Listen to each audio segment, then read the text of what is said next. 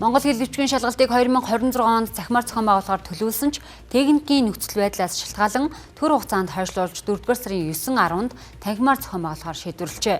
Мөн эсэлтийн шалгалтыг бүрэн цахимаар хязгаарнээс авах нь одоогоор тодорхойгүй байна. Ерөнхий боловсролын сургуулиудад ашиглагдаж буй суралцахын удирдлагын систем буюу LMS-ээр дамжуулан Монгол хэл бичгийн шалгалтыг цахимаар зохион байгуулахаар төлөвлөсөн байсан. Энэ хүрээнд 2026 оны 3-р сарын 7-ны өдөр туршилтын шалгалтыг зохион байгуулсан ч мэдээллийн технологийн дэд бүтэц, програм хангамжийн хүчин чадал, серверийн ачаал зэрэг техникийн нөхцөл байдлаас шалтгаалan шалгалтыг цахим хэлбэрээр явуулах боломжгүй гэж үзжээ. Харин шалгуулагчдын хувьд одоогоор ностой өндрөл үүсээгүй шалгалтын хугацаа олимпиадын хуваарьтай давхцах магадaltaй. Харин энэ тал дээр зохицуулалт хийх боломжтой гэж боловсролын үнэлгээний төвийн албан тушаалтнууд мэдээлсэн юм а. Цахимаар шалгалт авах техник тоног төхөөрөмж ер нь танаас сургуульд тэр хүрэлцээтэй бай. Ер нь дажгүй хүрэлцээтэй байдаг. Компьютер ер нь сайн. Гэтэ заримдаа ерөөхдөө жоохон Wi-Fi-ны асуудал жоохон хэцүү. Тэр жоохон хэцүү. Нэлээд гацдаг.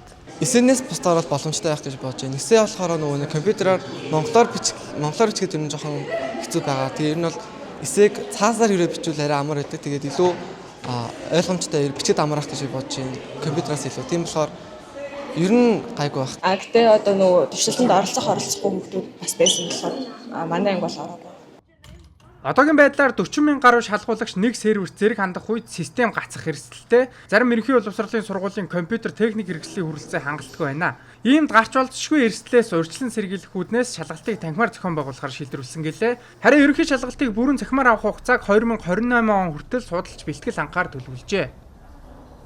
Туршилт шалгалтаар сургуулиудын маань техник технологийн бэлэн байдал хангалтгүй магадгүй одоо бас компьютерийн хүрэлцээ муу гэдэг юм уу те тэгээд мөн одоо сүлжээ яг нэг зэрэг сургуулиудын одоо суралцсан удирдлагын системтэй хамтарч ажилладаг тухайн одоо компаниудын сүлжээний асуудлаас болдог ч юм уу те бүх сургууль нэгэн зэрэг орох бид бүхэн одоо 3 сарын 14-ний 10 цагт одоо бүх сургуулиудыг нэгэн зэрэг ингэж оруулах ийм шаардлагыг тавьж исэн бол ийм одоо нөхцөл байдлуудыг хангаж чадахгүй байгаа улмаас бид бүхэн 4 сарын 9-өөс 10-ны өдөр одоо танхимаар зохион байгуулах ийм хэлбэртэй одоо шилжсэн байна.